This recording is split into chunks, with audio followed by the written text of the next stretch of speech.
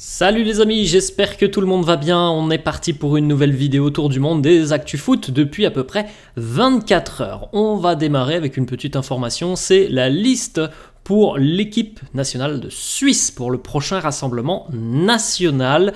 Il y a un petit nouveau, notamment du côté des Helvètes, la présence de Vincent Siro, le milieu de terrain toulousain. On enchaîne et on va du côté d'Arsenal avec une information dans le secteur défensif pour les Gunners qui prolongent Ben White jusqu'en 2028. Ben White qui a fait forte impression depuis son arrivée, qui a un rôle assez important. Et voilà, on lui donne donc l'opportunité de continuer avec les Gunners. On va continuer les amis, on va aller du côté d'Adidas qui vient de dévoiler les nouveaux maillots du Mexique. Et comme d'habitude, ce sont de très très beaux maillots en général. Voilà, les maillots du Mexique sont souvent des maillots vraiment hyper beaux au niveau du design et c'est encore une réussite. Sur cette nouvelle édition des maillots mexicains. On va continuer aussi avec d'autres nouveaux maillots, les maillots de la Mannschaft qui, on le rappelle, vont accueillir l'Euro cette année, donc c'est des maillots quand même qui ont une certaine importance parce que du côté de l'Allemagne notamment, on espère faire une grande campagne lors de cet Euro, donc c'est peut-être des maillots qui auront une longévité dans l'histoire du football allemand, c'est ce que l'on souhaite évidemment à la Mannschaft. D'ailleurs, le petit maillot rose, c'est pas un design qui est hyper courant du côté de l'Allemagne. On va continuer les amis avec une petite information qui concerne Kevin De Bruyne qui ne sera pas appelé pour le rassemblement de la Belgique du mois de mars à cause d'une légère blessure à l'aine. Je pense qu'il n'y a pas besoin de prendre de risques côté belge. S'il n'est pas à 100%, voilà, faut pas précipiter les choses. Il y aura beaucoup plus besoin de Kevin De Bruyne pour l'Euro. Voilà, là, c'est un rassemblement avec des matchs qui n'ont pas forcément un enjeu fondamental. Donc, c'est plutôt logique au final, s'il n'est pas à 100%, qu'il ne soit pas présent. On va continuer les amis, on va du côté de l'Espagne avec Lamine Yamal qui pose avec le nouveau maillot de la Roja, l'un des joyau de la Roja, Lamine Yamal.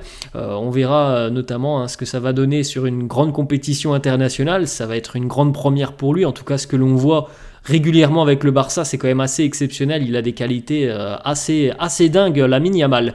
On continue, on va de retour du côté de la Belgique où le sélectionneur belge Domenico Tedesco prolonge son contrat à la tête des Diables Rouges jusqu'en juin 2026. D'ailleurs, d'autres nouveaux maillots ont été annoncés par les équipementiers hier. Adidas qui a présenté aussi les nouveaux maillots de l'Italie, les nouveaux maillots aussi de la Belgique, les nouveaux maillots aussi pour l'Espagne, on l'a déjà vu, les maillots de l'Allemagne ou encore du Mexique. Adidas a aussi présenté les nouveaux maillots des champions du monde en titre, l'Argentine. Très beau, d'ailleurs, le maillot extérieur de l'Argentine. Alors évidemment, le maillot domicile, il est traditionnel, mais le maillot extérieur, je le trouve vraiment très très sympa. On continue les amis et on regarde les adversaires potentiels du Paris Saint-Germain en quart de finale de la Champions League. Le PSG pourrait donc affronter le Real, Dortmund, City, le Barça, le Bayern, Arsenal ou l'Atlético Madrid.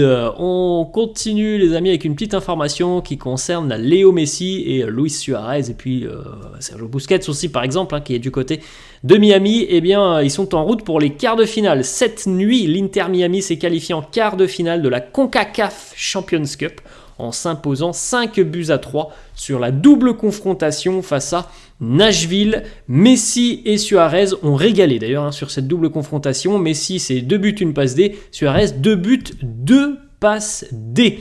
On enchaîne avec une information de Fabrice Hawkins, journaliste RMC, et c'est plutôt une mauvaise nouvelle pour la France, puisque la participation d'Antoine Griezmann et de Kylian Mbappé au JO est plus que compromise et complexe. L'enchaînement fin de saison, plus Euro, plus JO rend compliqué, mais pas impossible, il faut le signaler, la participation des deux Français aux Jeux de Paris. C'est surtout, je pense, au niveau des clubs que ça peut poser problème. Je ne suis pas sûr que le Real et l'Atlético, enfin le Real, on peut penser que Kylian Mbappé sera au Real, mais je ne suis pas sûr que les clubs acceptent que ils disputent les JO en plus de l'Euro, parce que là ça va être une saison à rallonge pour eux et ça augmente les risques de blessures et ça aussi influe sur la préparation d'avant-saison, hein, parce que les JO vont se dérouler alors que les clubs auront déjà repris leur pré-saison, donc ça pourrait un petit peu chambouler beaucoup de choses. On continue les amis avec une petite information sur la Ligue des Champions, le tirage au sort qui aura lieu demain. On pourrait assister à plusieurs chocs entre équipes du même pays durant ces quarts de finale de Ligue des Champions. On pourrait avoir plusieurs scénarios. Real-Barça, Atlético-Real, Barça-Atlético, City-Arsenal, Bayern-Dortmund. Voilà, c'est assez rare hein, tout de même en Ligue des Champions qu'il y ait autant de probabilités de voir deux équipes d'un même pays s'affronter. Ça arrive, hein, mais c'est quand même assez rare d'avoir autant de probas.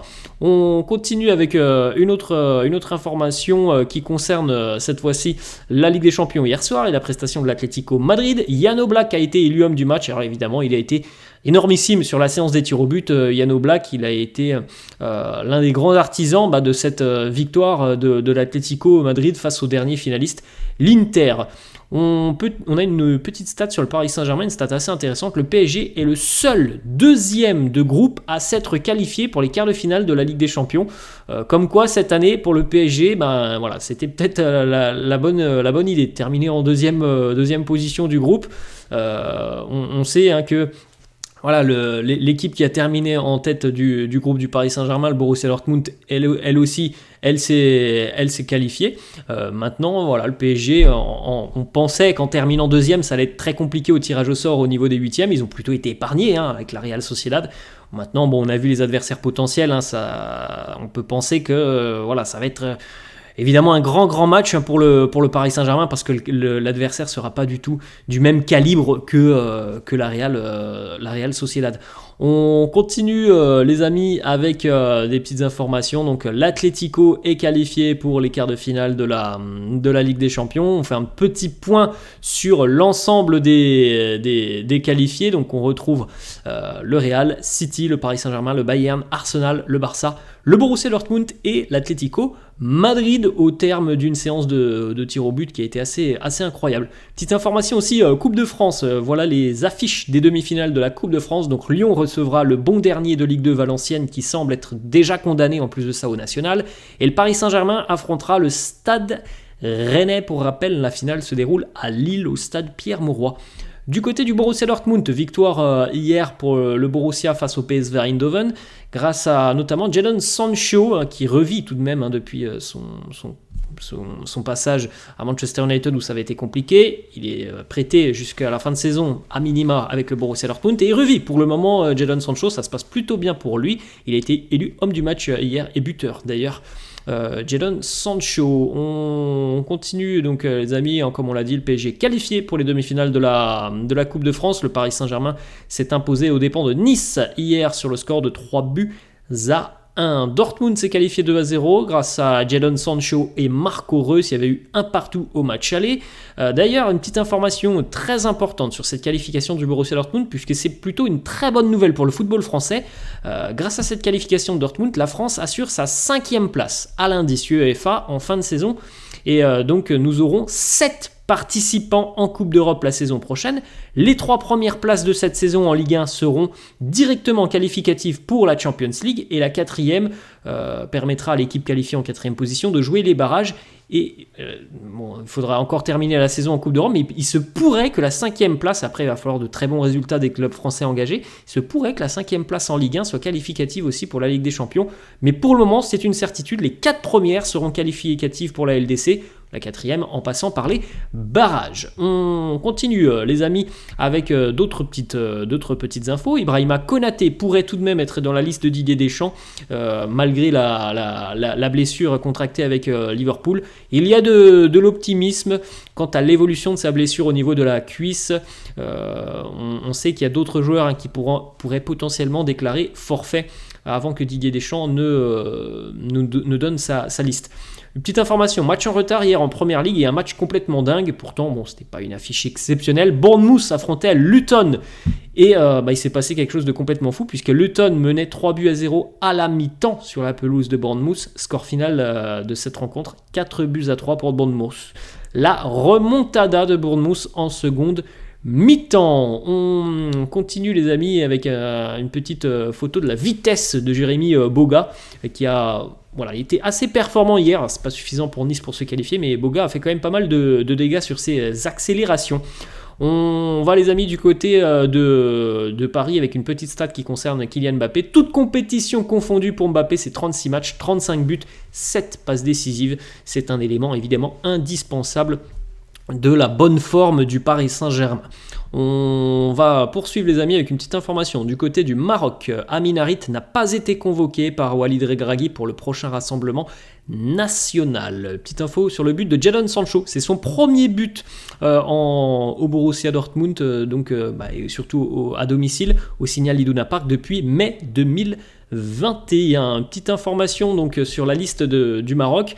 Brahim Diaz et Elias Ben Seguir sont convoqués pour la première fois avec l'équipe nationale. Vous pouvez jeter un petit coup d'œil les amis, la liste complète de Walid Regragui, les 2 prochains matchs, des matchs amicaux face à l'Angola et la Mauritanie. On poursuit les amis, on va du côté de la Russie. Quincy Promes a de nouveau été arrêté à Dubaï. Les Pays-Bas demandent son extradition. Bon, c'est une histoire assez rocambolesque autour de Quincy Promes avec notamment des histoires de trafic de drogue. Petite information du côté de l'Olympique de Marseille, Matteo Guendouzi et Jordan Verretou tiennent la corde pour pallier l'absence de Camara et celle possiblement de Rabiot chez les Bleus pour la liste de Didier Deschamps. Donc voilà, 2 joueurs de l'OM qui pourraient être appelés par Didier. En tout cas, l'un des 2 pourrait être appelé par le sélectionneur Didier Deschamps. Une information aussi RMC, le staff de l'équipe de France réfléchit bien à convoquer Bradley Barcola pour le tester lors de ce rassemblement et remplacer Kingsley Coman qui est lui blessé. On enchaîne les amis avec la mise à jour de la Liga sur la nationalité de Brahim Diaz. Vous le savez, il a opté pour la nationalité marocaine. Une information aussi du côté de l'Espagne, on a vu le jeune Lamine Yamal, et bien Pau Cubarsí, 17 ans, va être appelé cette semaine en sélection espagnole par Luis de la Fuente à 17 ans. C'est quand même assez impressionnant. Une petite information qui concerne l'arbitrage. Stéphane Lannoy, qui est responsable de l'arbitrage, a été licencié pour diverses raison. On enchaîne les amis avec une information qui concerne la probable Super League qui va devoir changer de nom puisque l'Union Européenne a donné raison au championnat danois qui possède le même nom et a interdit aux prometteurs du projet Super League d'enregistrer ce nom. Donc il va falloir trouver un nouveau nom au projet de Super League. Petite info, Mercato de Fabrice Hawkins, journaliste RMC, qui nous dit tout simplement que Luis Diaz est ciblé par le Paris Saint-Germain. Mais pour le moment, Luis Diaz ne fait pas l'unanimité. Du côté du club de la capitale, Paris veut recruter en priorité un joueur sur le côté gauche. On a une petite information aussi du côté de l'OM, malgré sa blessure, Bilal Nadir, jeune marocain, est prolongé du côté de l'OM jusqu'en 2026. Une info du côté du Real Madrid, Brahim Diaz est élu joueur du mois de février du côté du Real, bravo à lui. On regarde les amis le petit classement des top 10 des meilleurs buteurs, toutes compétitions confondues dans les 5 grands championnats cette saison et comme souvent Harry Kane est très très bien classé puisqu'il est en tête. Harry Kane 36 devant Mbappé 34, donc maintenant 35 pour Mbappé qui a marqué hier. On a Haaland, on a Lautaro, Serhou Guirassy aussi qui est présent et Pierre-Emerick Aubameyang, Jonathan David, Loïs Openda, Oli Watkins ou encore Alvaro Morata. Une petite statistique pour terminer sur la Ligue 1, le Stade Brestois a 59% de chances de finir sur le podium de la Ligue 1 en fin de saison et donc de participer à la Ligue des Champions, ce qui serait complètement dingue. Voilà les amis, la fin de cette vidéo, j'espère que ça vous a plu. N'hésitez pas comme d'hab à lâcher un petit pouce bleu, n'hésitez pas non plus à vous abonner à la chaîne. Je vous laisse, je vous dis à la prochaine. Ciao à tous.